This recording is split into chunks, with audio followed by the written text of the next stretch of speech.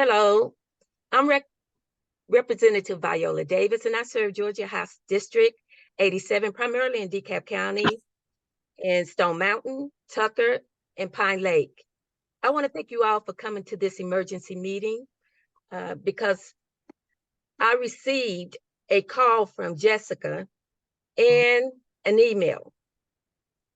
I want to commend both Jessica and Matt for being very persistent in asking me to have this meeting and to follow up on House Bill 303. But I want to first say that I don't want to focus just on the legislation, House Bill 303. What I want to do is get as many testimony so that we understand what you're experiencing so that I can share that with other legislators. You need to understand that a number of the legislators believe that this is only happening primarily in the urban areas or in Metro Atlanta. They do not understand that we have received complaints throughout the state. And the fact that you all came together at this time is perfect. I really need your testimony, particularly your one-on-one account of what you may view as, I don't like to use the word complaint, but something that shows it's unfair business practices, things that jeopardize your overall home ownership. House Bill 303 is known as the Community Association Transparency and Protection Act. My main objective was to protect the American dream of home ownership. The thing that even started me down this path is that in 2019, I ran into a senior citizen in her late 80s who started telling me about all these problems she was running into at her condo association that was jeopardizing her maintaining her property. Now, she had to end up filing bankruptcy in order to keep her property. Just to give you a quick overview, I had a disabled veteran contact me and said that whenever he was so-called late, he said he was never late on his assessment. They would actually call to have his car taken and driven to another county. And I said, well, really, you need to call the police and file a police report that your car was stolen, because nobody should have the right to just take your vehicle without a court order. I had a senior citizen who had major medical issues, repeatedly go through lawsuits. She was on her 10th one. And she could show that she paid her assessment on time because she had the bank pay it. And regardless of the fact that she had that proof, she was still taken to court and had spent over $20,000 in attorney fees trying to keep her property. I had another homeowner, because some would think that this is happening primarily in a middle class neighborhood. I had a homeowner, condo owner, living off of Peachtree, that stated that her and other homeowners, condo owners off of Peachtree would receive fees that was in the thousands of dollars. And when they would ask for the financial statement, they would get an answer from their HOA that they're not entitled to it. It's this kind of unfair business practice that made us take a number of these complaints and forward it to legislative council and ask them to draft legislation to address a number of these issues. So the reason I wanted to give you that overview is to show you that this legislation comes from the fact that we have been taking complaints over, 4 years or more. And we tried to address everything that was given to us. If you have a complaint beyond that, I need to get that testimony. And I want to reassure you that in about 3 weeks, we're going to have a hearing, a housing hearing. I do believe some of you were at the Senator Donzella James housing hearing, but we're going to have another one. And it is at that time, the discussion on the different House bills and housing bills will be discussed. So let's focus on your testimony and getting it on the record and recorded so that I can share that with other legislators. I can see now that I do have Jessica and Matt here. And as I stated before, I want to say thank you and commend you for being very persistent and looking after the people in your home association. I'm gonna turn this over now to Jessica and then to Matt. And y'all can help me after you two speak. I'll go to Mr. Patrick. If you can go ahead and explain your organization. And please stay on mute if you're not speaking. I would ask, I'm a little uncomfortable since we're recording. I used to tell people to show your first name if you don't want to do your full name, just out of your own protection. And raise your hand if you want to make a statement or you have any questions. Okay, I'm going to turn it over to you, Jessica. Hello, good evening. Thank you so much. Thank you so much for the opportunity. And I highly appreciate Ms. Viola Davis for finally having this meeting. We have been working on at least 2 months, and I'm sorry, maybe my emails kind of like disturb your time, but I felt in the need to bring this to a more, to an escalated level. So I am not going to take so much time talking because I really want the neighbors to talk. I personally haven't had really experiences regarding HOA as my neighbors, but when I discovered through a research, an intensive research of almost 8 months, the aggressive amount of liens, foreclosures, fines, citations, although it was not pertaining to my property, as a citizen, as a U.S. citizen, and I still remember the day that I was in the ceremony, one of the statements that the officer mentioned to me was always to speak up for injustice, to protect our neighbors, to work as a citizen, and working as part of the community. And that's my only goal here. So I would really like one of my neighbors, Mr. Bo Detmering.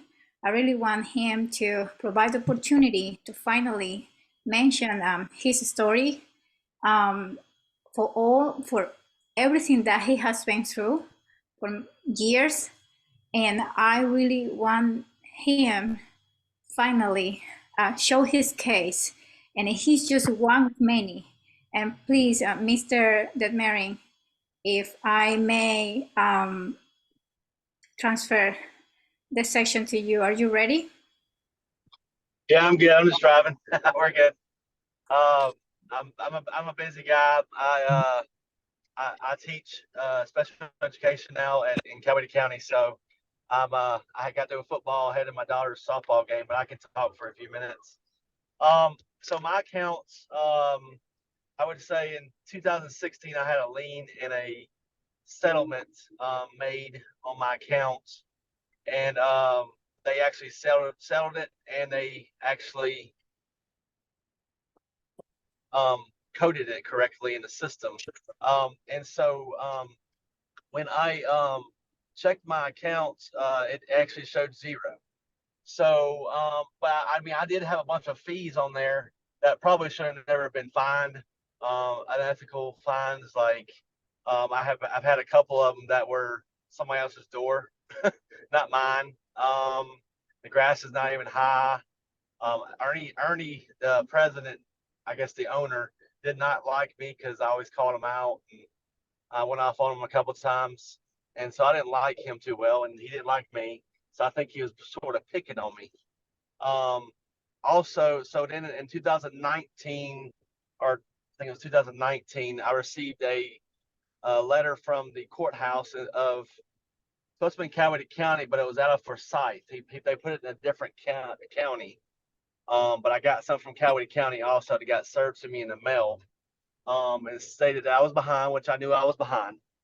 And so I think I was behind like $1,800, $1,900 or so. And so I reached an agreement with Dunlap, a settlement for $1,100. And I came up with the cash when I got my taxes. I drove all the way up to, I think it was McDonough or Stockbridge, and met with Dunlap, gave them cash money for a settlement. Got several bunch of emails from Dunlap stating it was a settlement. I gave them the cash. They wrote me a bogus receipt, which Jessica has, but it's just like me paying someone money. They charged me $81 in fees or something, so I paid $11.81 when I got there. And so I got a receipt that was really not on their letterhead. And then when I get put it correctly, but then several years down the line, I'm looking at I can't see my account. So ever since I've been late on my fees, the Ernie has blocked me out of my account. I could never log in, see what I owed, or see. I couldn't even make a payment on my account because it was on collection status. That's what he told me. And so I was stuck building fees and late fees. I couldn't pay any assessment fees or nothing. I haven't been able to pay assessment fees or anything since 2000. I was in 2018, 19. So my fees are going way up because I can't get to my account. So what happened after that? I I started looking, and I'm looking. I'm like, okay, so why is my account not zero? I asked Dunlap, hey, did y'all code my thing right? So I called Dunlap. I said, I can't get in my account. Why can't I log in and make payments and this, that, and another? And they were like, I don't know. So they looked at my account. They sent me photos of my account, and I got my account finally from them. They sent me my balance. I'm like, why wasn't it zeroed out on this date? And it wasn't zeroed out. They keyed it, Dunlap. They keyed it as a payment, not as a settlement. So they just carried over the amount that I didn't settle on, that they should have made to zero, and so they carried it over. So my account got added an extra $800 to $900 carried over. And when it did that, I mean, it's hard to pay stuff off when you're way behind, and then you can't even log in and make payments. I still can't log in to this day to make payments. So I'm still trying to figure out how to do that. And now we changed companies, and they changed websites, and it's hard to figure out how to log in now because I've never been able to log in my account since 2000. I hadn't logged in my account since 2016 because back then I got thrown out of my account too when I was in collections. But I just think it's weird how they swapped it to a Forsyth, Georgia courthouse instead of a Coweta County, and how they can get away with writing a payment, a payment, like a cash payment I made a settlement for, and not doing it as a settlement, keying as a payment instead to make money off of people, and trying to, I guess, not, I guess, show the state when they got money off of me that maybe they didn't want to show that I made a payment. Maybe they wanted to show it as not an income so they could do a fraud on the taxes or something. I don't know. I don't know why I got a receipt like that because I should have got it on the letterhead. But that's pretty much my account, and I don't agree with a lot of fees that they always charge. For instance, my grass is probably an extra half an inch, not very tall. They send you letters. They I got it approved. My HVAC went out of my house, and it's very costly to get it replaced. So I'm still waiting on the parts and a new unit to come in. So I got it approved from the old HOA company to put a window unit in my front window because it's against the HOA if I don't get approval.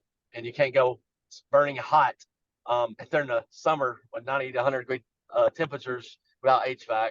So they approved it, but nobody had any records of it. And then my president of the HOA just calls me a liar and cusses me out and doesn't care about our community. She only cares about herself. And she doesn't help us out. She's not there for everybody else. She only cares about herself. And we really, I know we're going to be doing this meeting soon with presidents and getting people out of the business and out of the board and everything else. But I just feel we need someone that's going to fight for us and try to fight the HOA companies from trying to screw us over and trying to make money for the HOA company instead of helping us out. You know what I mean? Okay, thank you so much, Mr. Bo. I'm going to do a quick recap about his case. So when I was collecting signatures back in March and April, he was one of the last houses out of my list. So at the time that I approached to his property, I may have already collected 55 signatures. But until that time, I heard already over stories, at least 8 other homeowners who didn't have access to their accounts. So when he also mentioned the same situation, it's just a pattern that it was repetitive. Although they were not together in the same street, I can tell it was something that implemented by the company. So then I asked him if he can provide me his records so that I can review them. And as he said, he wrote $1,100 cash. He also shared with me the emails, how the settlement was done through emails. It's my first time that I have heard that an attorney was doing a settlement by email. And normally this is a procedure that it goes through the court system, not by emails. But since he was instructed, and of course, we are many homeowners, we don't really have so much knowledge, and that's something that I've been really trying to be a pioneer and letting them know that they have to read bylaws and covenants, because and also the nonprofit corporation code, because that's a way for us to really defend ourselves. So anyway, so he brought the $1,100 cash to McDonough, which is the branch of this attorney's firm. And at the moment that he arrived, he will also charge for an extra fee of $80 more.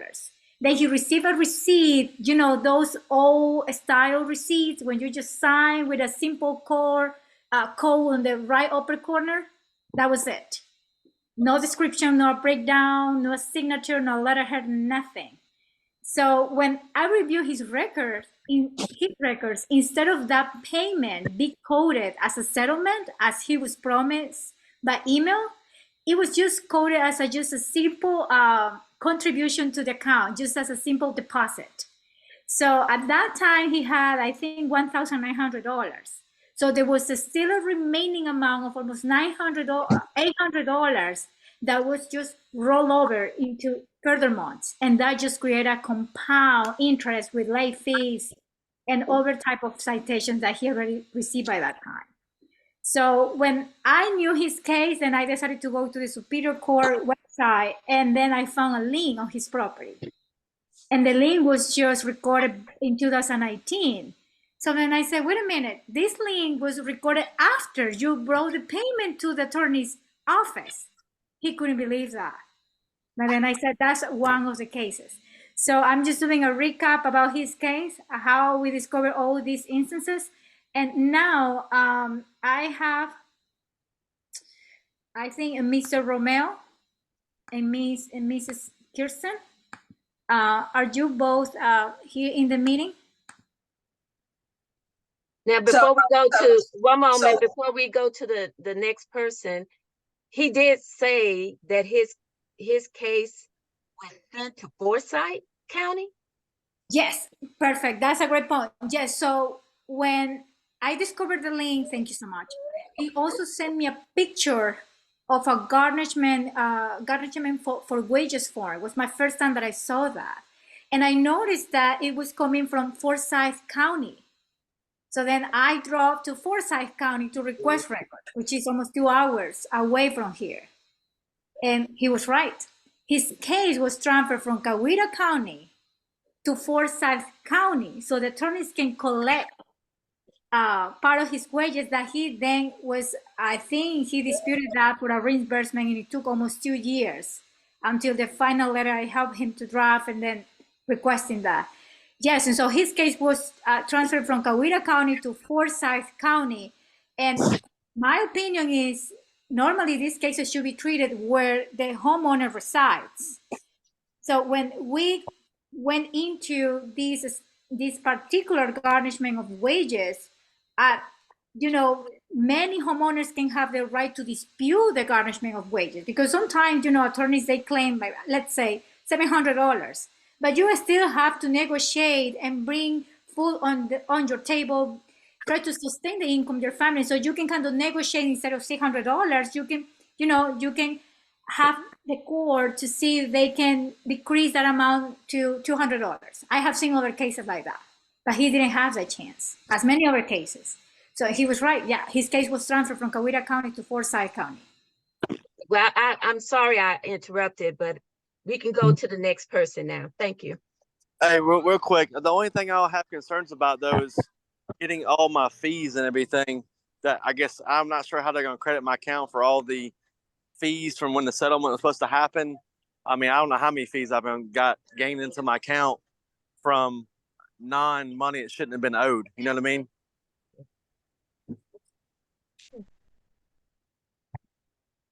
Yes. Thank you so much. Yes. I'm looking for Mr. Romel, but looks like he just I'm here. This is his wife. Hi. So I have been in the neighborhood pretty much since they first started building. And so I dealt with initially the first people who were over the HOA. Unbeknownst to me, they were my neighbors. I did not know that until many years later, when my first garnishment was done at my job. No, actually, I didn't know that they were it. The first garnishment went through my job. I did not get any paperwork for it until it was too late. And that one was for, I'm looking at a very old email. This is from, I think, 2016. And that one was for $3,500.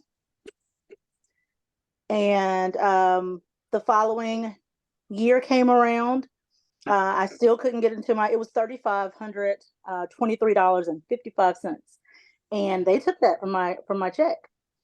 And which was them garnishing two checks. I get paid once a month as a teacher. So that was more than half of, as much as they could take each time for 2 months of payments. However, 2019 comes around and I have another one that they're attempting. And so I called them back. I'm like, I haven't been able to get into my account. I haven't gotten any paperwork on this. And I would like to know what happened. They let me know that my account was not cleared out at that time, that they had left a balance of $465, and I wasn't sure why. Of course, I couldn't get any paperwork on any of that. And so they had attempted to do another garnishment, and I sought legal counsel. I really couldn't get anyone who would want to take the case as an individual against the HOA. But he did give me some great advice. And that's when I started doing some digging in 2019, and I found out that the people who were over it lived just next door to me. And so I ended up writing, I didn't go and talk to them because all these times we had talked about the HOA, they had never mentioned that they had any dealings with. So I find out this information. I send them a certified letter in which I express to them that I didn't understand why they hadn't talked to me. They saw me every day. There was no reason why they couldn't actually just speak with me. And upon looking up information, the reason I hadn't gotten any information about my fees was that all of my mail was being sent to McDonough, to some address I've never lived at. And so that was a part of the letter. I addressed the fact that they knew that I lived there. They had spoken to me on several occasions.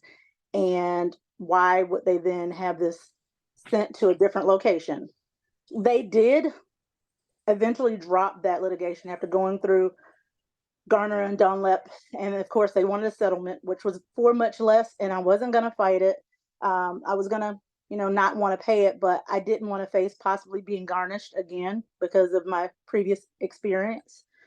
So again, they have gone back through the same thing just this summer where I haven't been able to get back into my account, and they garnished my wages again for over $2,000. And this has been an ongoing situation with them. I still don't have access to anything. I was sending a monthly payment to Garner and Dunlap, but when they made that choice to garnish my wages anyway this summer, I stopped making the payments, and I've been asking them to send me my records. The last time when we got the message saying that they had switched companies and we need to reach out and ask for that information, I did. They told me that at this time they did not have any information to give me and they would get back with me the next week. I've not heard back anymore, nor have I gotten any correspondence back from them. And so I'm sure that I have gotten more fines. I've gotten fines from everything from grass, as everyone has, to my trash can being placed in the wrong place, although I had kept it in that same location for years and never gotten a fine. They finally decided that that location that I was keeping it in on the side of my house, which was behind a bush, was still, they said, visible to the road. And so they started fining for that. So I finally moved that to the backyard, and then they found the next thing to fine for, which was I have a vehicle in my yard, which was my husband's work vehicle at the time, although it's not the best looking vehicle, is there just for work. And they fined me for having a junk car. And so I messaged them and I said, there's a viable tag on this car. It has insurance. We use it.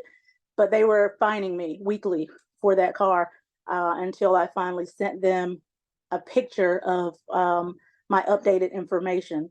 Other things I was fined for: my garage door. I had an accident with it. And as we know, those are pretty costly to be replaced. And they were just fining me for it until I could pay to have the entire garage door replaced.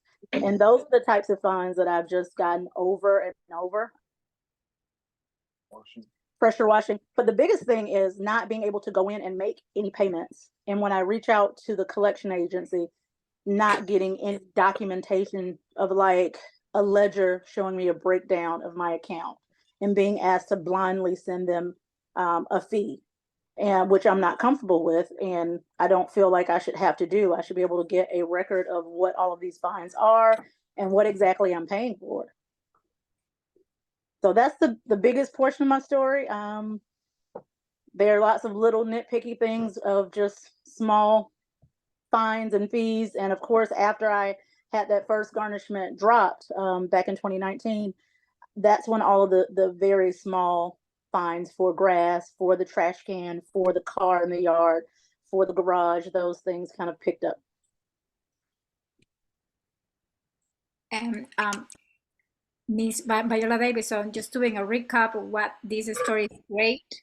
So when I noticed in the research that we did with this community, when a house has been already documented, as I normally label it, targeted, it's almost impossible for this homeowner to live with that status. I have seen, unfortunately, we don't have another case here. Is what I will say, in my opinion, is a type of harassment. It's continuous and intermittent. If you try so hard to pay and you do the best you can, you contact them, and the high conflict of interest that we have here is that Dunlap and Gardner, they act as the HOA board attorney, but they are also in charge of the collection department. And not just that, these same attorneys are based on our investigation that we did in Henry County, because that's where Miss Angela Adams Edgar company is located, Homeowners Management LLC. They have been also acting as Angela Adams Edgar's personal attorneys for her own cases. So you can see all this triangle of conflict. So this is a highly involved attorneys firm. unfortunately. And as Miss Kirsten mentioned, it's something that you can try to communicate with them. You send emails, you send letters. If they answer you, that would be like a miracle, probably in 3 weeks, in 4 weeks. Right now, most of the homeowners, I would say all of us, we don't have records. We don't have records. The Homeowners Management LLC was suddenly ended the contract in August the 29th. And the way that we noticed is because I was personally tracking every single day the website until I noticed that accounts were completely suspended.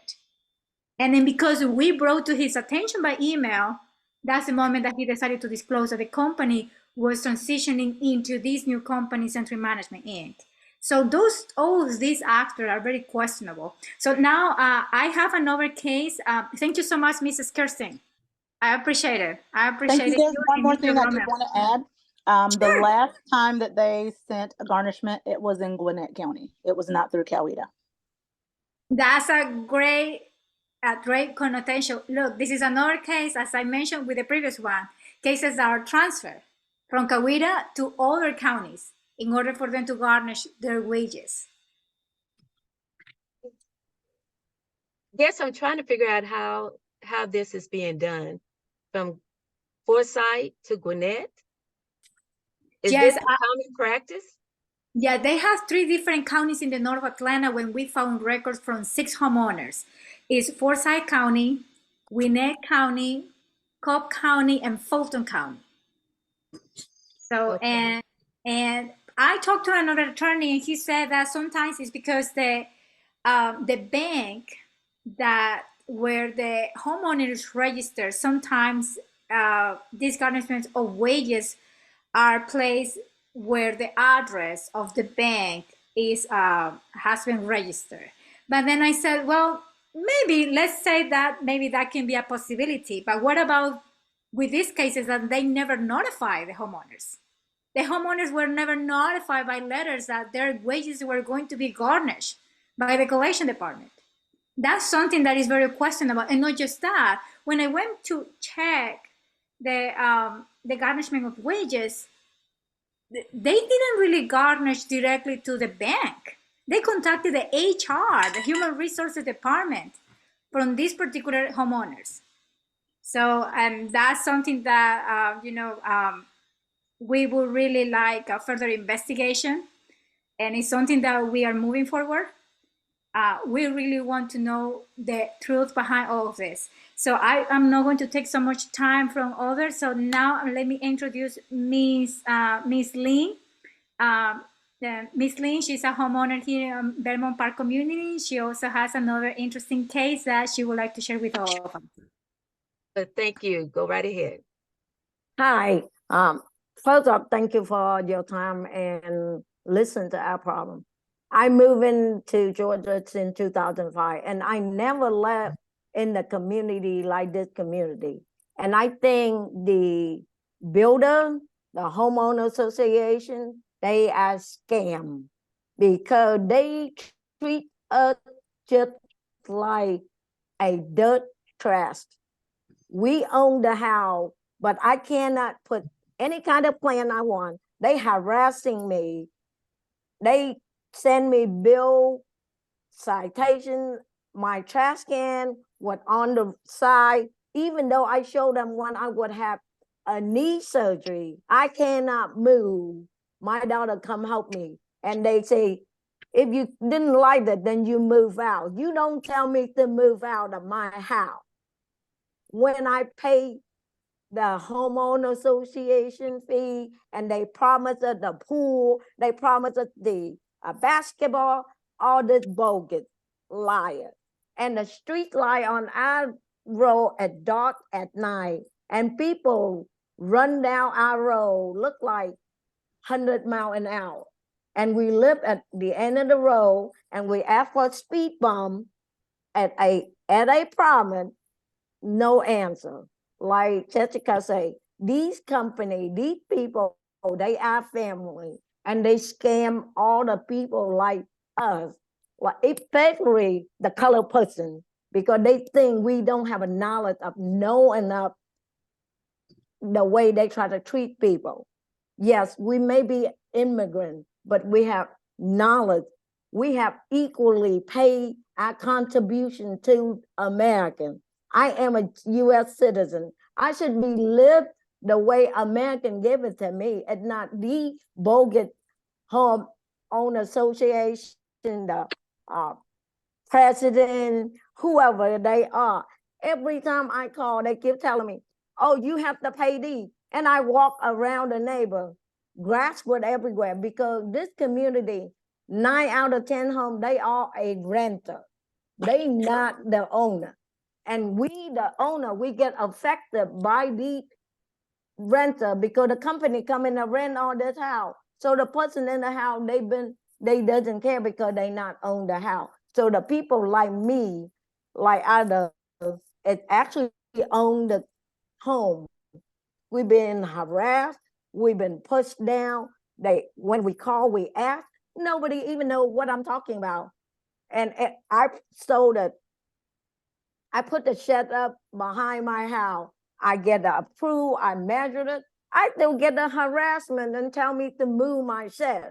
And I have to fight back and forth for that. And they told me to move my fence for the little behind my house for my little dog. And nobody see from the behind my house except the president, because she was so obnoxious. She walked around the back of my house and took the picture and say, you have to move your fence. I say, I do not move my fence because nobody see from the road except me.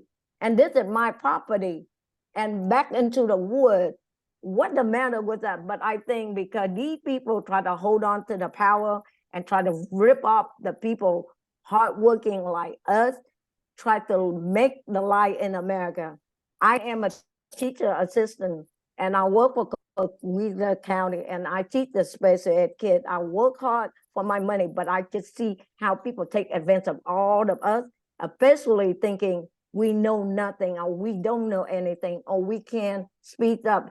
I can assure you, if I have the opportunity, I will speak up. I'm not afraid because I come here, I work, I earn my money. Nobody give it to me and I pay fair and square.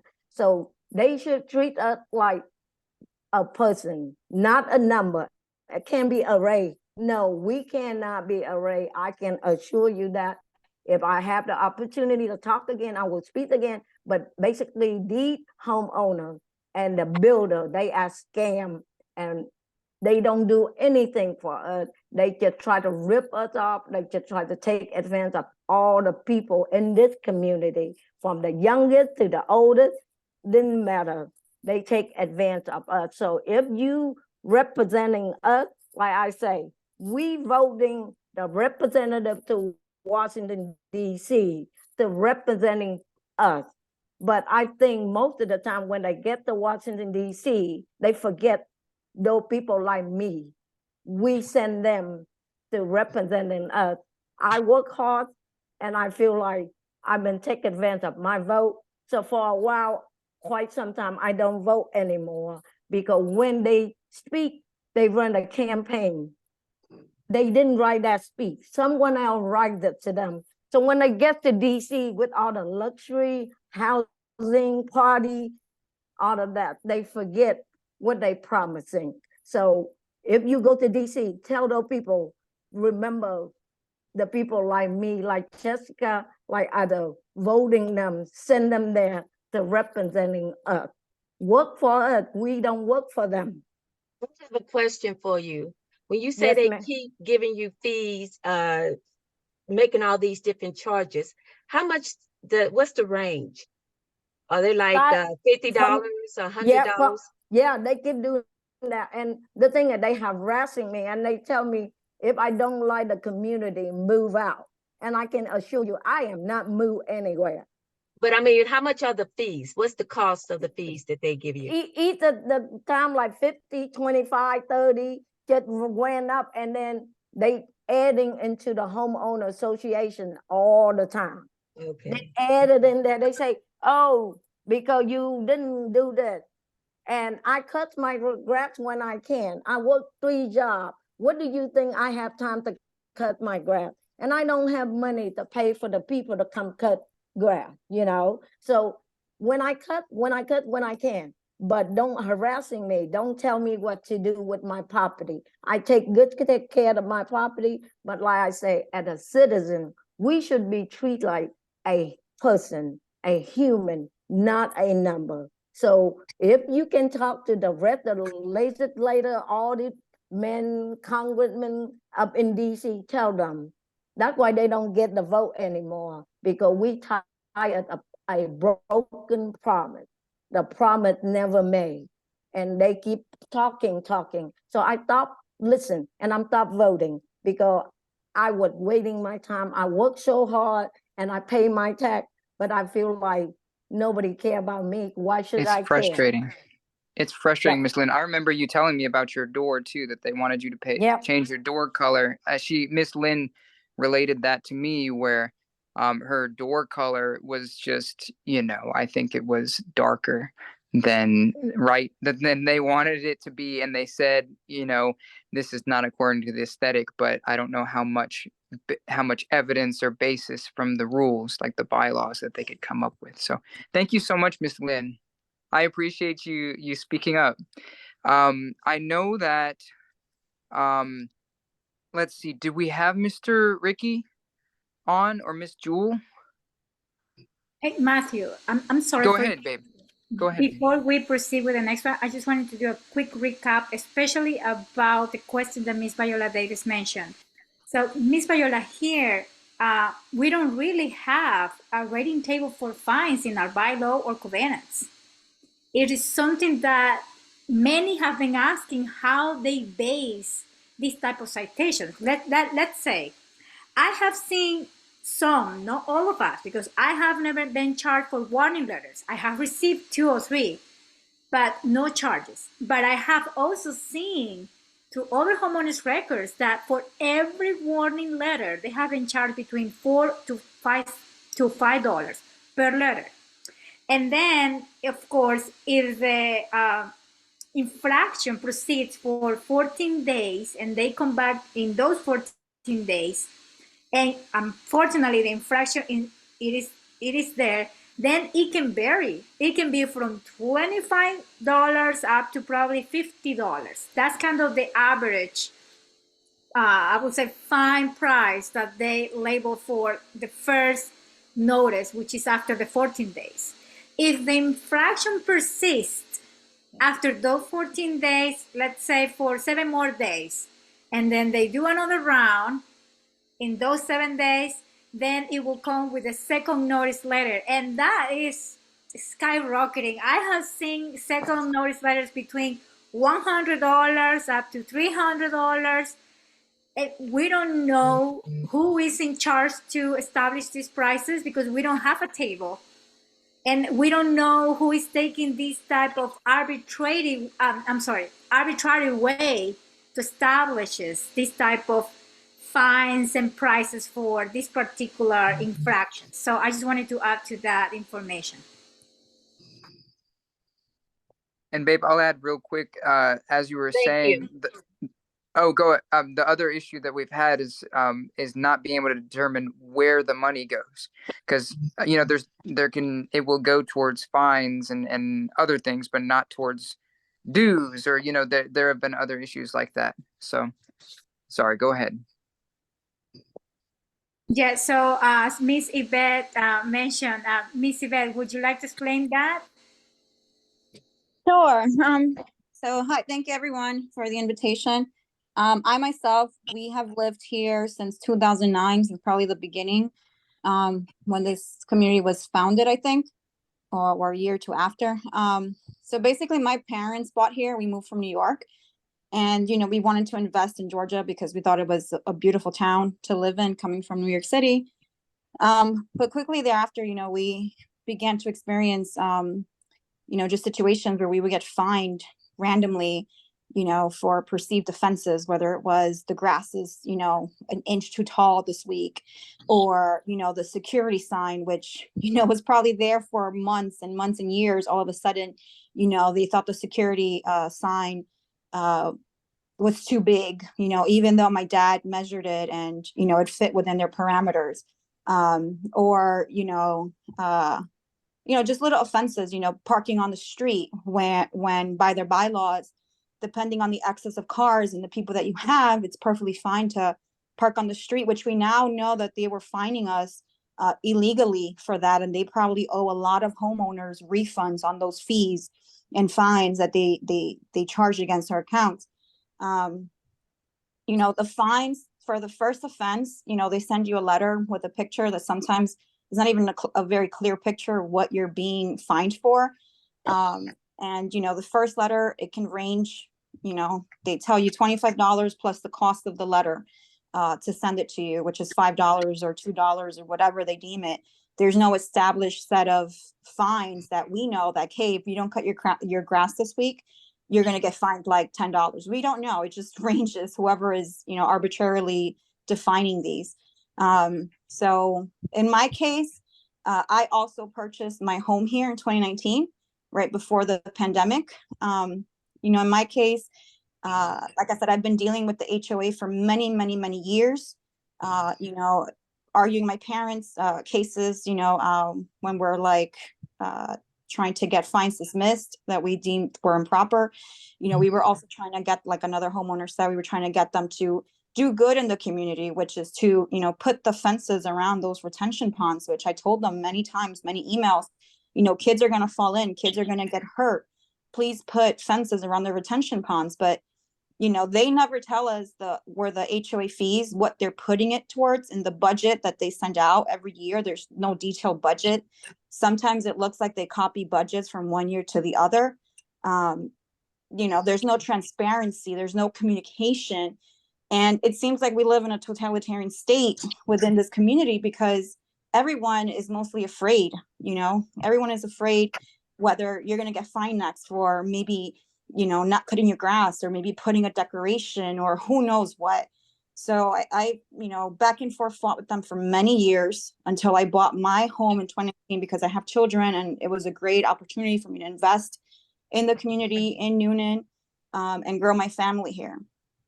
So in 2019, when I purchased, I had an interaction and with the HO president, who she didn't know that I knew who she already was, and she drove up to my home to introduce herself.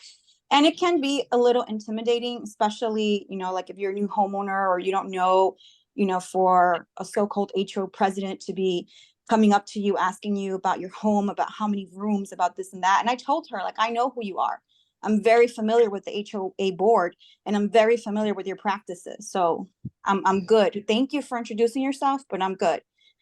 Shortly after that, I started getting notices for my mailbox. My mailbox is not up to code. I started getting notices for my shed. My shed is not up to code. And I told them, hey, I purchased this home from the prior homeowner. This was already installed. And this has been installed here for 4 years at least. Because how do I know? Because I live in the corner with my parents. So if you did not do anything in those 4 years against that homeowner, I am not paying you any fines because I consider that grandfathered in. And once I told them that, they stopped harassing me. They stopped sending me letters. After that, the next issue that I had was with the roof. Now, when the tornado passed here in Noonan, it would have been very simple for the HOA to send a communication to say, hey, homeowners, we've all been affected. This is what you need to do. These are the guidelines. My roof, it started leaking above my children's room, above my room. And I did what I had to do to immediately, out of pocket, pay for the roof repair. Unfortunately, because these homes were constructed in 2008, 2007, I'm not sure. The shingles that they use are no longer available in our community. They're outdated. So, the roofing company matched the closest thing. I paid for it. And then the HOA decided to send me a letter saying, hey, we don't like the colors of the new shingles, so you have to replace them ASAP or you're going to get fined. And I told them, hey, this is not as simple as me like cutting my grass or me replacing a sign. I would have to go through this whole process. I just paid like $2,500 out of pocket to replace those shingles to fix this roof for my children. So going back and forth with them, in the letter that they send out, they say, either pay the fine or contact our offices so that we know that you're trying to make an honest attempt to try to fix the issue. But that doesn't work either, because even though you've contacted their offices, they keep coming by every Wednesday. Every week they pass by. And even though you're trying to make an earnest attempt towards resolution, they keep fining you. So the first week I got a letter saying, you know, it's a $25 fine, whatever, plus the cost of the letter. The second week I got another letter saying, hey, it's $50 this time. And by that time I was really ticked off. So it was back and forth, back and forth, back and forth with the insurance. Come to find out again, the shingles are no longer made. I would have to replace the whole roof. It's back and forth with the insurance, you know, trying to fight them, get that covered so I don't have to pay 15 grand out of my pocket. And all the while, the HOA keeps harassing me week after week after week, fine after fine after fine. And I'm telling them, this is an insurance issue. This is not a me issue. It's an insurance issue. Like, I need your help as an HOA. You know, and that went on for at least a year, the back and forth, back and forth. And even to the point where I was at the end where I just needed their approval to, you know, decide, because everything is approval. Everything is approval. We cannot function as homeowners. It's kind of like where, you know, just like a share, you know, we share our space with them. We're not true homeowners here. That's what it feels like. Even though we've invested our money, we invest our time, we try to take care of the community. You know, we're not true homeowners within this community. And even though you try to communicate with them, it's like pulling teeth. It's like pulling teeth. So at the last meeting, I came to find out that it's not the management company that's really making those decisions. It's supposed to be our HOA board. But the HOA board is beholden to the management company in every decision that they make. So as homeowners, you know, even the Dunlop representative that was there, he was there, he said in the capacity of representing that as an agent of the HOA board, which the HOA board is supposed to be an agent of the community, but that's not the case. You know, we have no adequate representation within the HOA, even though it feels like we're supposed to go and elect, just like we elect our officials in Congress, but that's not true. Once they get in there, the HOA board, they have absolute power over our lives. You know, they fine whoever they want to fine. Their fines are whatever they want to make it. My uncle, who also bought in this subdivision, he's been fined over like $3,000, you know, from issues stemming to not putting away his garbage the right way, or not cutting his grass, or his mailbox was not put the way that it needed to be. And, you know, because he lived out of state and he's the type of person that he likes to pay his debts, you know, he didn't do any sort of attempt. He just paid it right away, but that's $3,000 that he's out of pocket for. So these are the types of issues that we live day to day in this community, some worse than others, as I've heard on this call. There should be no reason why people's lives are being, you know, thrown out of balance, out of whack, why people have to choose between paying HOA fees and, you know, keeping your house or putting food on the table for your children, just because somebody on an HOA board decides to fine you, you know, to garnish your wages like that. That should not be allowed in this country, especially as a homeowner, when you're already investing in this community, when you're investing your money, your time. So I really hope that your bill goes through. I really hope that the chamber listens to you and the other ones who are sponsoring this bill. And, you know, I just hope that things change, because we have lost a lot of good, valuable community members that have gone on to purchase in other homes. There's another homeowner now that, you know, he has his own business that is debating whether or not to sell his business or leave the community so that he stops being harassed by the HOA, because his work truck is parked in front of his garage. It's just things like that. So anyway, I give my time back to you guys, but thank you again for taking the time to listen to us today. Can Thank you, someone Yvette. tell me the price range of the houses in this So particular community? I can speak on that. So we have two phases of our community. So in the first phase, well, they may be able to speak better, but I know that it's between 200,000 and 300,000, around there. Someone correct me if I'm wrong. And then with the second phase, which is the newer phase, but kind of smaller houses, relatively speaking, you know, we're at between 145, 170,000, around that range. The price, you know, value has gone up actually since a lot of us have moved in, but that's about where we're at. Yes, the first phase is we're around probably the 280s to 320s or more, Right. depending. Okay, thank you. And who's next want to speak? Jess, did you have someone in mind? I do, but Yes, you know, it depends.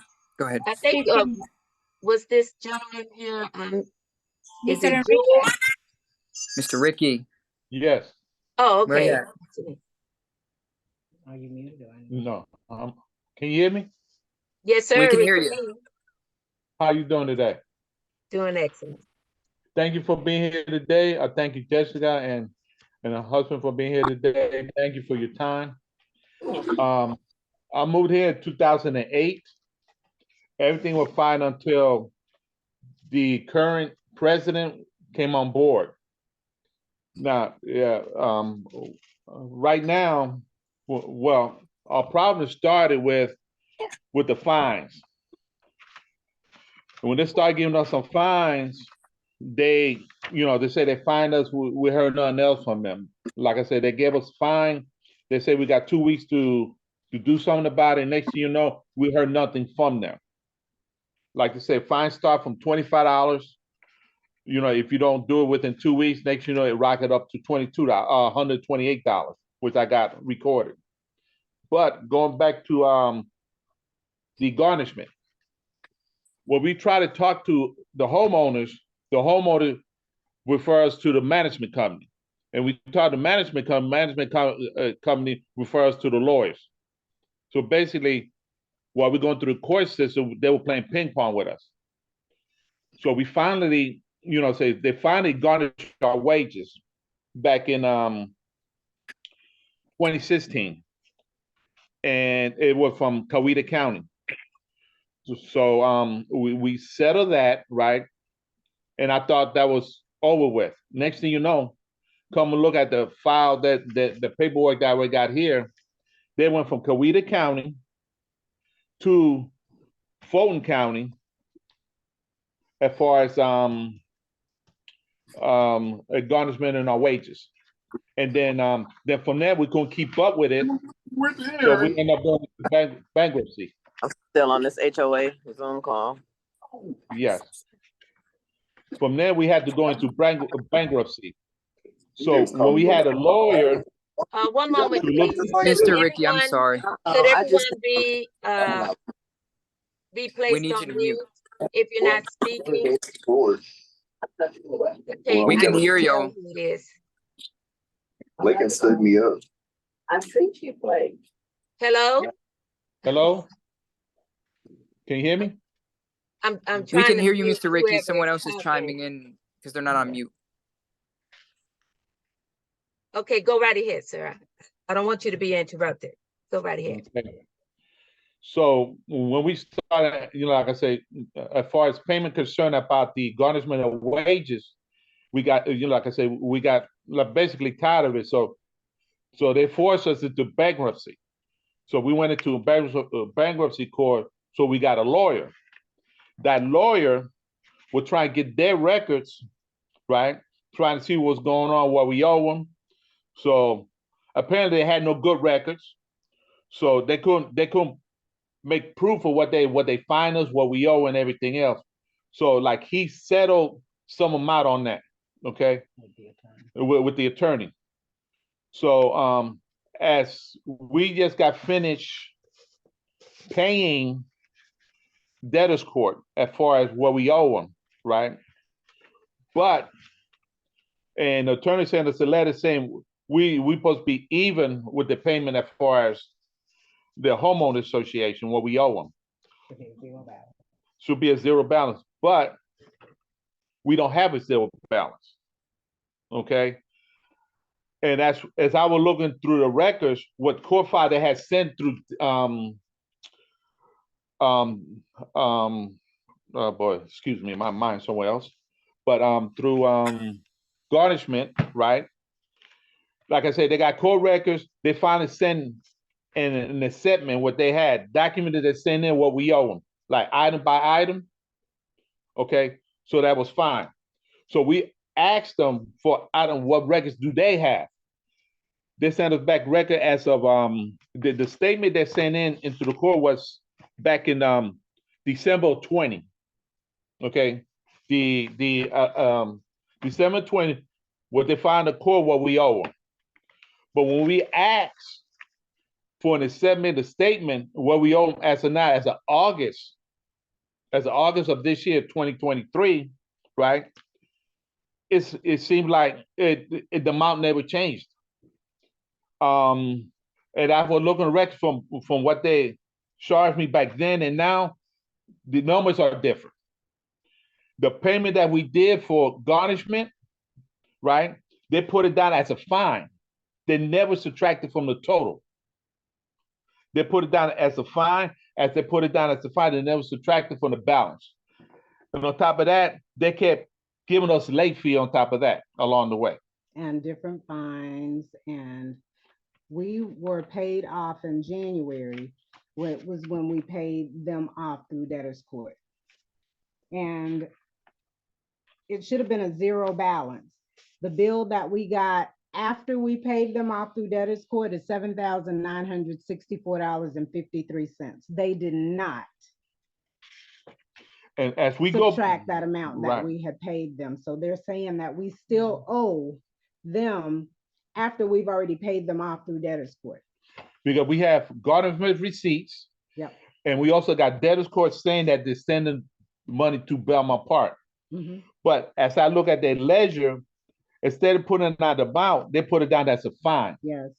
And never should. Are you saying that they're saying that it was a $7,000 fine? No. No. They said that. What was the $7,000 for? Did they ever identify? Autumn, they come from fines, late fees that they were charging when we were going through debtors court. They're not even supposed to be charging late fees, but every time my lawyer made a payment, they would put a late fee right after the payment, and then they would put the payment down as a fine instead of subtracting it from what we owed. It's still saying that we owe that same amount. Mm-hmm. So we're still getting late fees from that. Mm-hmm.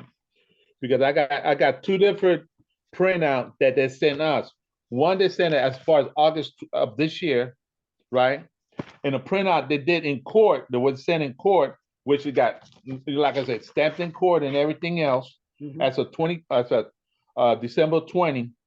As you look at compared to both of them, since that was since 2014 up to now. Mm-hmm. Okay. And when they garnished my wages, I didn't get the garnishment paper until 2 weeks after they had started garnishing my wages. And that was filed in Fulton County, not in Coweta County. And also the payment. I'm looking at this, and it seems like one person said Fulton, you said Fulton, another person said Gwinnett, and another person said Forsyth. Yes. And all of you live in the same county. Mm-hmm. We live in Coweta County. You're getting these garnishments from other counties? Yes. Oh, when my lawyer finally found the records from the garnishment, he had to go to Cobb County. Yeah, he had to go to Cobb County. He had to go to Cobb County to file it. Yeah, he had to file it Cobb County to to stop it. Yep. So you had to deal with three. Your own county, Fulton, and Cobb. Yes.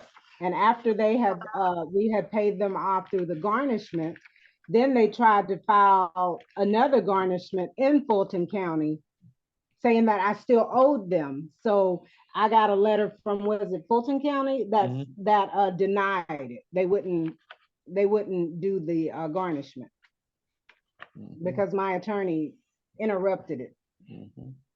Okay.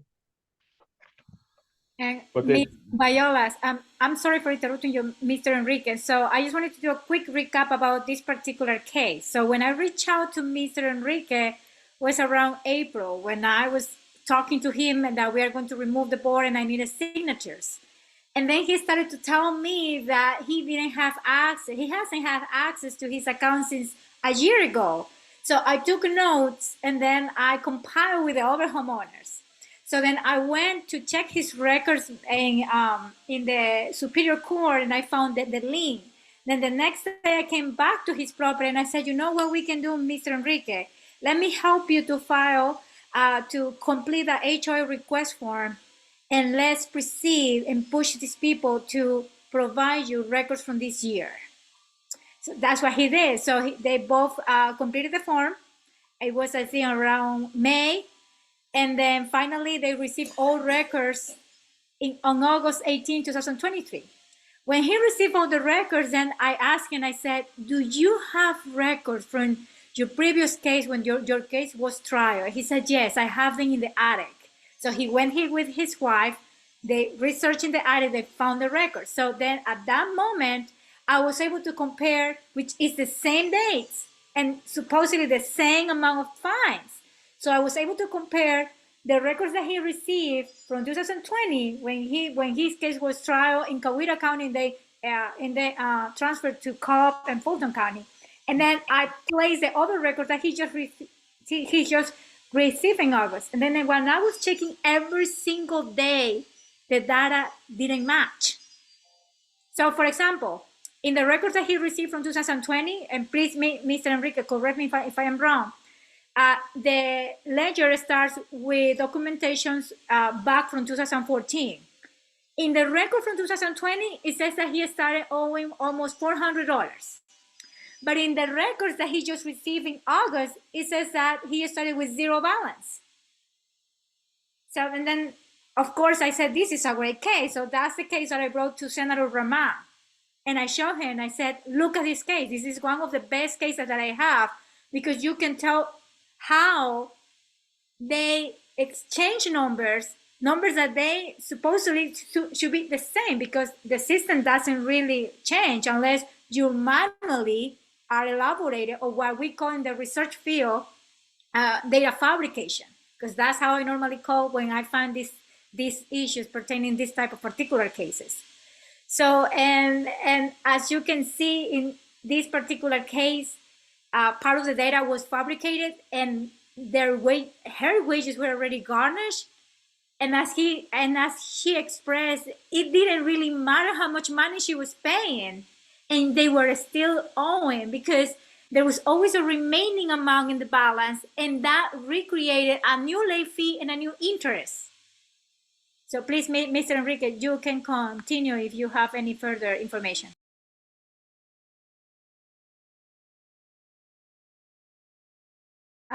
Kindly unmute, Mr. Enrique. We cannot hear you. I think you mute yourself. okay.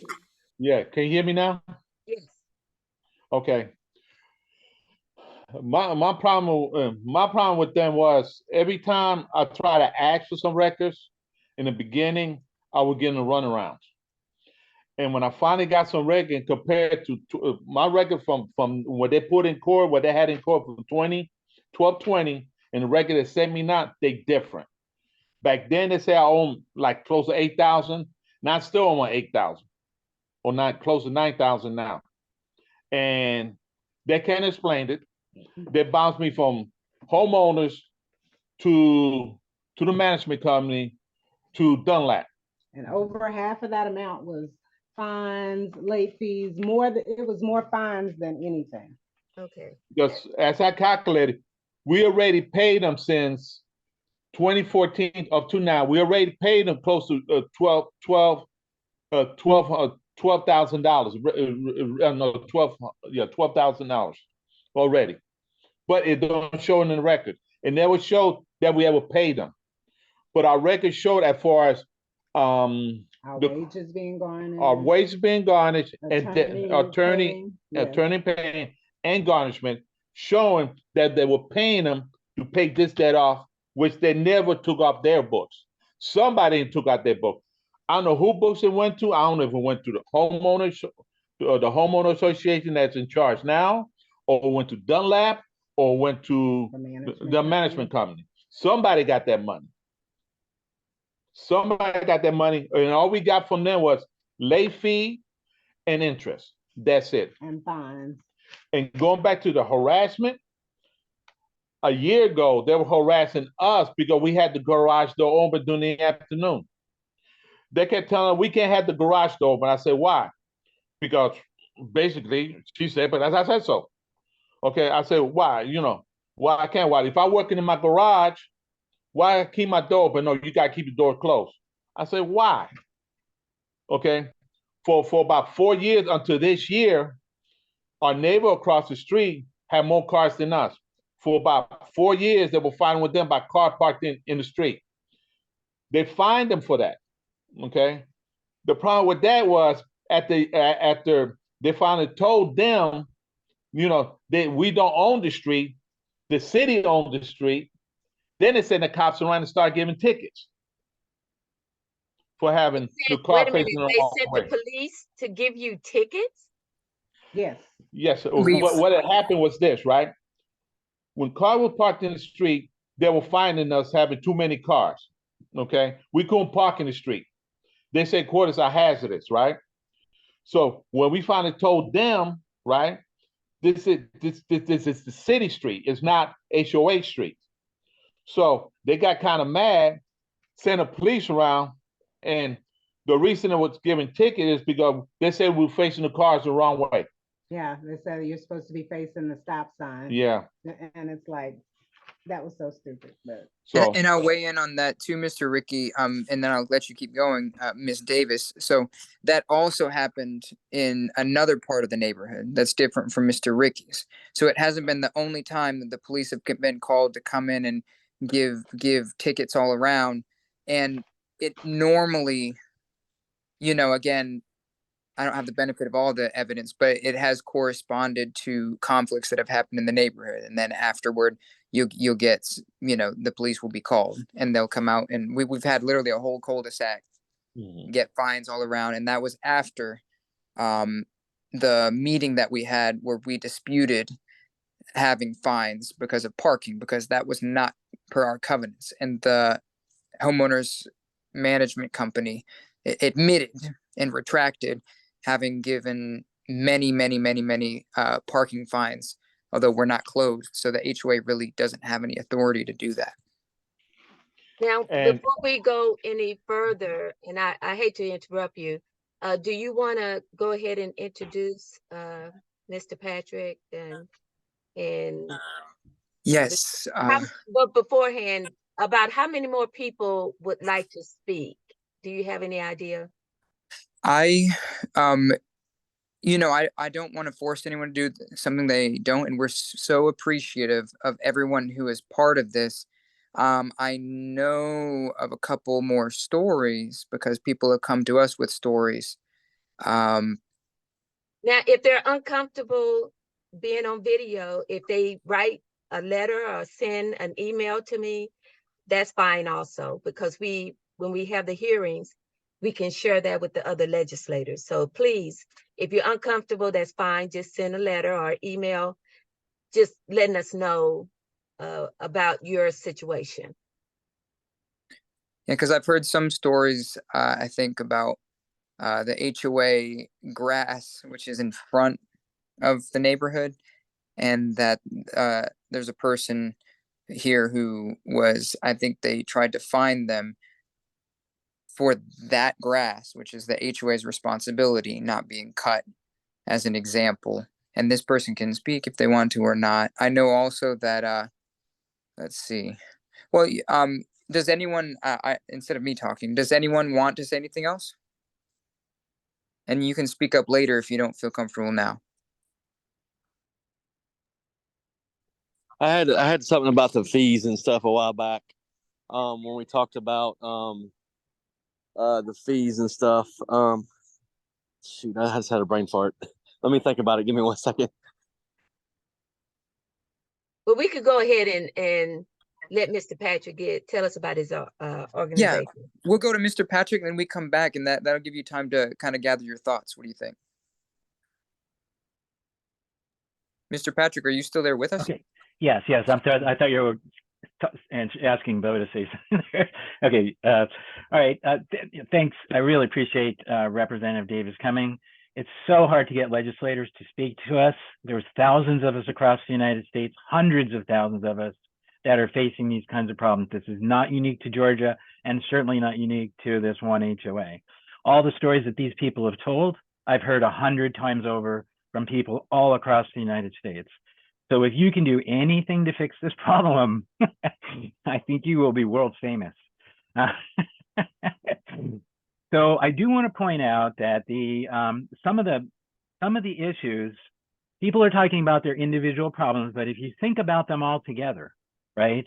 The problem is that there's no penalties in the laws for board members or property managers that violate the laws. That's the problem, right? And we have solutions for these. We have 18, we've boiled this down to basically 18 groups of problems and 18 solutions. And we've written them all out, and we can send that to you. And if you could include those in your laws, I believe we're not going to solve all the problems, because as you can tell, there's a lot that are kind of little problems here and there, but it would solve the major problems, probably 95% of the total problems, right? And for the most part, it centralizes around, no matter what law you write, you have to ask yourself, well, what happens if the HOA just says, no, we're not going to do that, right? You write a law that says they have to give the members the records of the community, but there's no penalty there, and they just say no. These guys are just stuck, right? The cost of taking them to court, I'm amazed here, because these people have not lost the amounts of money that I have seen throughout Georgia and through the rest of the states. In many places, we're talking people losing hundreds of thousands of dollars and also losing their home for what started out as a $25 fine. And what happens is the attorneys come in, and all of a sudden they're charging $2,000 to collect a $25 fine. And as many of these people here have testified, they try to pay it, even though they know they don't own it, even if it was a false claim to start with, a false CCR violation. They try to pay it off because they just want to get out of it, and they're willing to just pay them $1,000 or whatever to just, stop it so they don't lose their house. And the HOAs won't even accept their payment and just keep the game going and just run up the charges, run up the charges, run up the charges. And the people that are making money are the attorneys. I'm not sure if you're aware of this, but there's an organization called CAI. Are you familiar with them? Yes. Okay. So they're an organization that represents the HOA attorneys and the HOA property managers. Patrick, And it's in there. Yes. I'm sorry for interrupting you. Would you mind describing the total name? Because in our community, they are not very familiar with the name. It's a really new organization for them. So if you can say what CAI stands for, that would be great. Sure. It's called Community Associations Institute. And so this is the group. It's an international organization that lobbies to write. This is my words, right? I'm not an attorney. I can't give legal advice, and everything I say is my opinion. Just had to add that so I don't get sued here. But what their job is, what they do is they purposely write bad laws and confusing laws and laws that are poorly written to create confusion, to create challenges between the boards and the members, so that their attorneys get business, and so that the HOA board members feel like everything's out of control and they need to hire a property manager. And then oftentimes they will work in conjunction with each other, as you're kind of seeing here, lining each other's pockets. And the most common way we see that being done is that the board members will coordinate with or cooperate or work in conjunction with the property managers. The board members will work with the property managers, and they'll figure out, oh, we can hire our own friends and our own relatives. We can pay them 2 or 3 times what is reasonable, and then we can get kickbacks from them, and we can share all that money. And we see that. It's hard to prove, but you can see it. It's so obvious, and that's what. And then what happens is somebody will see it. Some smart people like Jessica and Matt will come along and go, "What the heck is going on here?"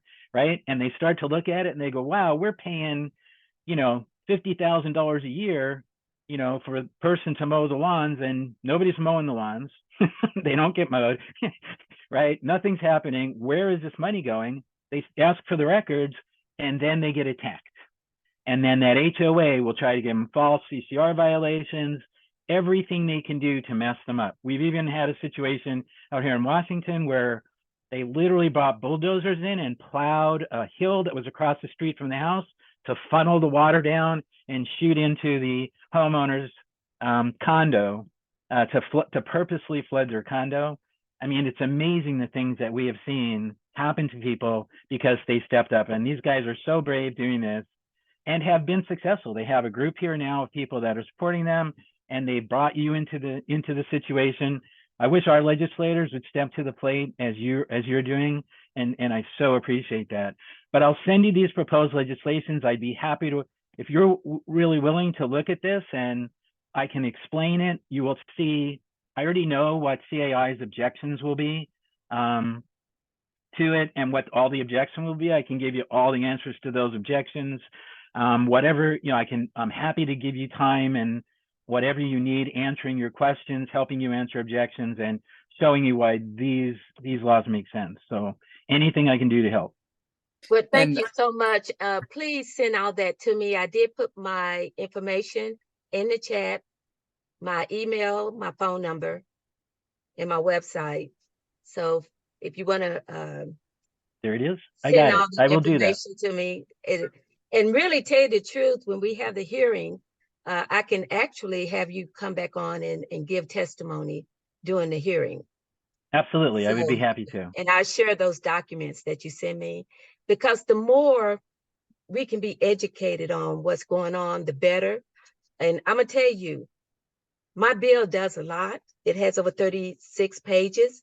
I have 36 pages, but I do not believe that we did anything about garnishment. This is, I hope my facial expressions were a little more controlled, but I could not believe what I'm hearing about these garnishment and people, your cases being moved to Fulton County, Cobb, Gwinnett.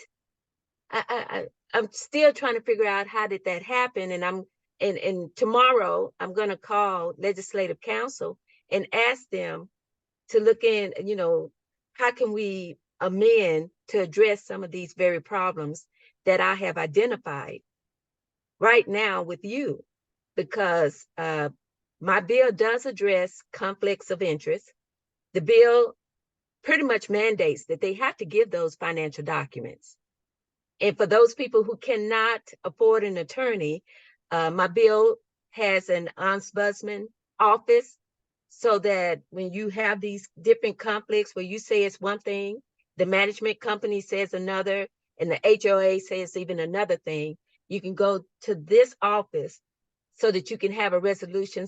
We cannot afford to have these issues clog our court system when you just really need one person to look at it and give a judgment, because most of your average homeowners cannot afford to pay an attorney every time. Like I said, I have a senior that has spent over $20,000 going back and forth to court, and nobody should have to do that. No person. Go right ahead, Jessica and Matt, and I'll take you to as the last, because I'm gonna have to get off. But I want to thank everyone that gave testimony. You are a saving grace and a blessing, because it allows me to show that this is not just happening in urban areas in the metro Atlanta, that this is happening in rural counties also. Okay, go right ahead, Jessica. Babe, you got it. Or Matt, whichever one. I'll let ladies first. So I have a quick question because I was reading your House bill regarding to the ombudsman. How would you bill address making sure that we don't have any type of conflict with CAI? Because that's my main fear. I have read from other states how this particular organization places and trying to always having someone that represents them and being part of these departments. Because if I will be very honest and having and an individual and a party that has been already engaged in relationship with this organization and now is acting as the ombudsman, it doesn't really give me so much relief, because I know that they will go towards the builder, the management company, the attorneys, and not to the homeowner. So how would you address that? Will also be law enforcement involved in this situation and the Attorney General Department? Well, to tell you the truth, there's a lot of people, when you're doing legislation, you're going to have two extremes, and then you have the law in the middle, like the one that is pretty balanced. Of course, you're going to have people who are going to try and offset some of these regulations. Like you said, they want the person who's going to man the ombudsman office to be in their favor. We would do everything we can to write the law so that it is fair and just. But I always say to people, always remember this. Right now, who on this call and on this meeting have thousands of employees and own millions of dollars of equipment? Raise your hand. Then I say, back up. Who on this call pay taxes and vote? Raise your hand. Well, when I asked that first question, everybody who has their hand up should have had it up on the first question. It is your vote that hire and fire elected officials like me. It is your tax money that pay us.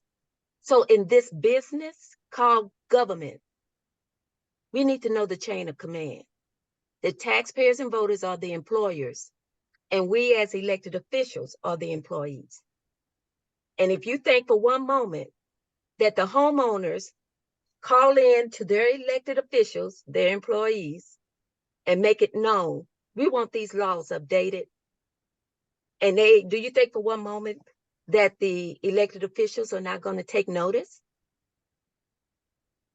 They're going to.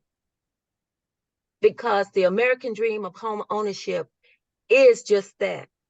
It's embedded in the American public.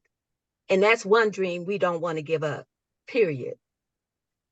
I want to thank every one of you for giving this testimony, because it gives me power to go and share with other people who may very well object. But they can object to me all day long. The power is in the voices that you all did right now, doing firsthand accounts of what you went through. And I'm sure a lot of people who's going to listen to this are going to be shocked, just like I was. So please, if you did not speak, at least write an email, a letter, something, so that we can use it when we have the hearing, because we want to make sure that we have the legislation ready. So when 2024 comes, we can move forward. Anybody else have any questions? I'm not gonna lie to you, Jessica. They're gonna do everything they can to stop any type of legislation that's gonna empower homeowners that's in this situation, because this is profit, it's money. Yes. But my mom taught me, right don't wrong nobody. And you have to be careful what you do to people, because it'll come back on you twofold. Yes, karma is always there. It's always there. Anyone Anybody else? else have any questions for me? Yeah, I just wanted to. Oh, if no one has a question, I want to thank you. But does anyone else have anything to say before I kind of close?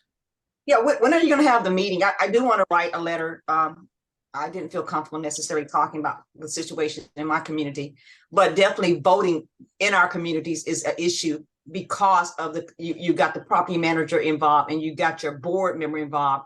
And there is no, you're going to keep the same people on the board if you got the community, the property and the board members who want to stay. They're colluding. So I will write, and tell you my story. But I want to know what's the date that you're going to have, what's the date that I need to have that information to you?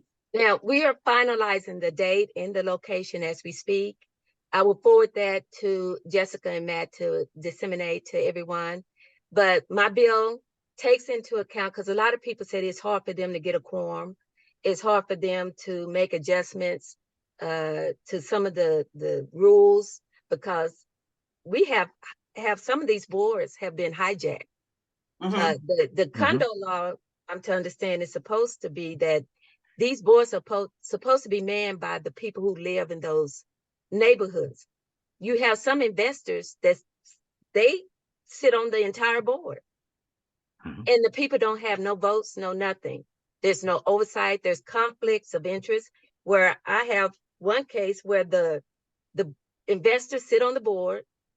The person who cuts the grass is one of the brothers of the person who's the investor. Right. And the person who runs the debt collection is the brother of somebody else. Those types of conflicts needs to stop. And that's in my legislation. And if you sit on the board, you cannot go and purchase the property when it goes foreclosed. I agree. It's these kind of things that we when the people made us aware of, we said, okay, how do we put a stop to this? That's why I said it. I'm gonna have to go back and look, but I do not address garnishment like what you have said here. And the fact that they can flip from one county all the way to Gwinnett, Forsyth, Cobb, and you're in Carita. Am I pronouncing it right? Right. So if you're from here, you say Caida. Yeah. This Viola, though, if you think about it, this HOAs are a big Ponzi. It's a big Ponzi scheme. There is no oversight. This is I was reading that there are condo fees $4,000 a month, $3,000. So people are moving a huge amount of money with no oversight. We've got people on boards that may have felonies, criminal background. There is no background check. So they get on these boards knowing that people in the neighborhood, they don't have the time to show up, or they don't show up because they don't want to deal with conflict in your own neighborhood. This is your biggest investment. We have people not showing up to HOA meetings to meet a quorum. So when you don't meet the quorum, those same people get to stay on the board. So these things need to change. This is our biggest investment that most people will make in their life. And there is no oversight.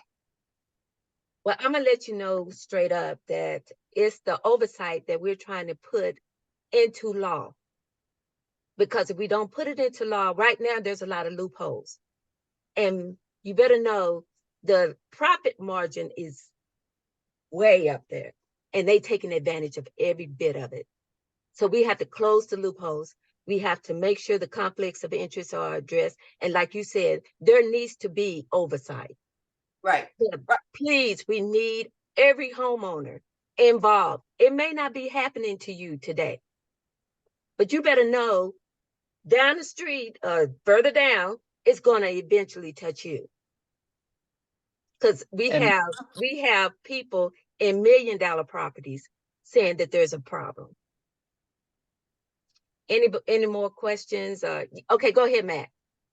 Sure. Yes, I just wanted to come in, and this is completely right. Is we know that when there is a void, and you're a legislator, right? You're at this kind of top level government, but HOAs, aside from local government, have become the grassroots for me, because I'm in an HOA. They are the grassroots level of government. But we don't see, for example, I have a constitutional right to face my accuser. With HOAs, that's not the case. They don't have to do that. Or, I worked in the restaurant industry for many years. You have to have a serve safe, certified person to make sure, you don't have worms in your food, or have problems in your food, and yet there is no educational requirement. There are all of these voids. And so when we talk about oversight, and I'm sure I understand some of the people from the other camp that shouldn't be on the other camp, because this applies to everyone. They think that, well, this means that everything's going to be regulated, but we're just saying that if you were to go to McDonald's as an example, and they said, well, in this McDonald's, we have an HOA and we don't have to have a food inspector. We don't have to have a health inspector. You would not want to be in that McDonald's. And I have eaten at some great McDonald's. I will say the one in Canton, I will shout out to them. They served me a delicious, I think like McDouble or whatever. And it was wonderful. But there are other ones that are not. But if you don't have some kind of oversight, some kind of regulation with this metaphor, you're definitely not going to go to the ones that don't have a health inspector, and HOAs don't have this metaphorical health inspector. That void can just go completely wild. And that's why we see these things, because there is no, there's none of that. But I appreciate it so much. And Mr. Patrick, I encourage you to talk to him. He is very humble, but he is a man who has deep dived in this. I know that he's been instrumental in legislation passing in his state. And we've been speaking to another lady that I can connect to you, Miss Anna, who has been instrumental in HB 919 in Florida, that was signed by the Florida governor, and that was created by a Republican legislator. I'm not sure if it's House or Senate, Mr. Porras. So, this is something that both sides of the aisle can get on. We don't want, like in Florida, their law was a response to the Hammocks case, which is where criminals came into the HOA and were using security to sell drugs. They were using security to intimidate, like coming up and parking and doing things. They hid HOA documents under the floorboards, so you can look that up on the news. The point is, these things can happen if we don't have some kind of accountability. So, but we appreciate you coming out. We appreciate everyone from the neighborhood coming out. I think it's just been great. I was happy to hear everyone's testimonial. Everyone spoke wonderfully. And if my wonderful, wonderful, beautiful wife wants to add something, I don't know if she's down there. Jess, did you have anything to add before we all close out? Because I know that Miss Davis is so busy.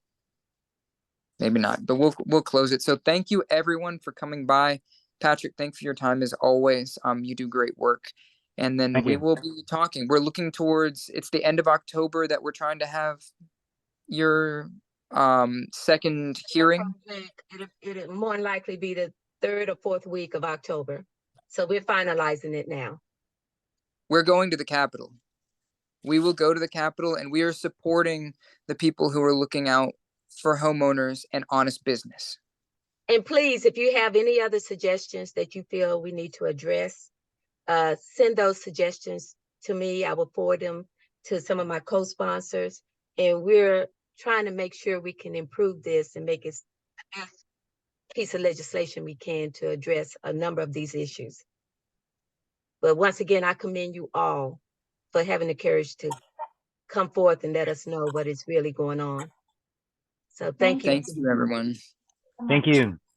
Just remember, love thy neighbor as yourself, everyone. We're looking out for you. Yeah, from my community, you already know this, but Miss Viola Davis she is hearing us. So, and that's what we want. Georgians, we are going to rise, and we are going to be represented, and we are going to look out for nuestros prójimos. For those of you who are here, our neighbors, our next, the person immediately next to us, as much as our business or whatever else. But thank you all for coming, and I will follow up and let you know when the hearing is. Thank you so much, Thank you very everybody. much. Bye now. Good night. Bye-bye.